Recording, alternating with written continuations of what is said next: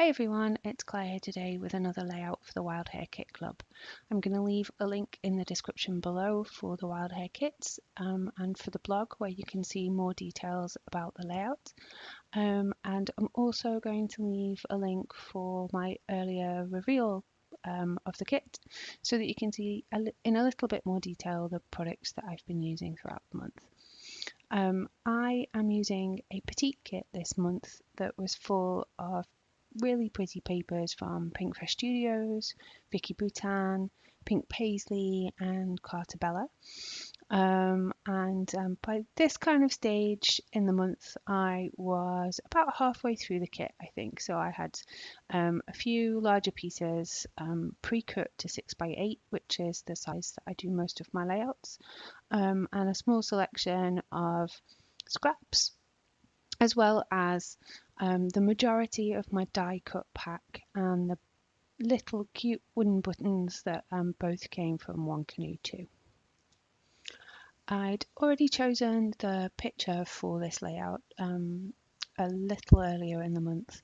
I had kind of gone through a stack of random photographs that I'd had lying around on my desk for a while, and the colours of this particular photo really matched very well with the navies that were in my kit, and also with the really sort of soft blues and the kind of sandy blush colours that were in the die cuts from One Canoe 2 as well. They reminded me quite a lot of the seaside, despite the fact that they were florals. The colours really spoke to me of kind of the coast, so I wanted to try and pair them together. One of our challenges this month was to use a little bit of packaging in our layouts. One of the challenges within that challenge for me was that I didn't receive a lot of packaging this month. I only had the backs of the One Canoe 2 selections, so I kind of cheated a little bit and used it to back my photograph and make a hidden pocket for my journaling. I think that's within the rules, don't you? Yeah, I'm going to say yes. Having created the pocket, I'm now going to spend quite a bit of time faffing, which is a technical term, with all of these floral die cuts from the One Canoe 2 pack. It takes me a ridiculous amount of time to feel happy with exactly where I want them to go. And even then, and I hate myself while I'm saying this and rewatching this video, but I still don't stick them down. Instead, I move them to one side and I'm going to add a little bit of stamping up there in the top right hand corner. This bit really makes me laugh because I'm looking specifically for a sentiment from my stash which fits into this little box, and I see that I can only really fit maybe half of this sentiment in.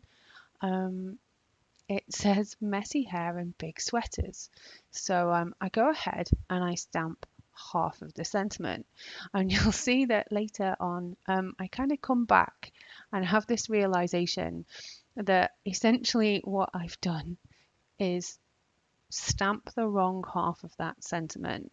I'm I kind of can't stop giggling about the fact that I've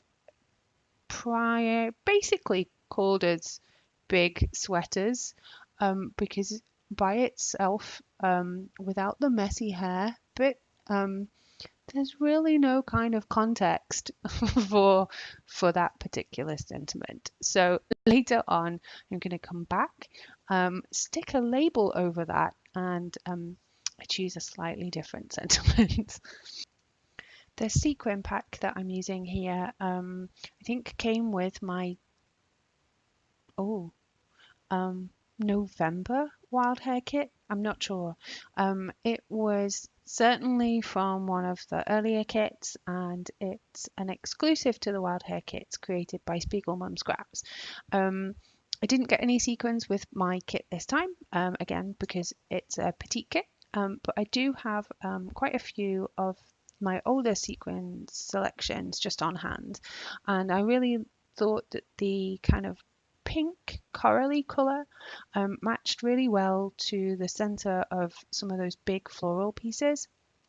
And that's why I've decided to add them as well as some of the buttons, just for a little bit of so the last things you're going to see me do really are fix that mistake that I mentioned earlier with my stamping. For that, I kind of have to bring in a label from my own stash because there wasn't anything suitable in my kit. So that's really the only thing that I've added to this particular layout that wasn't already in my kit.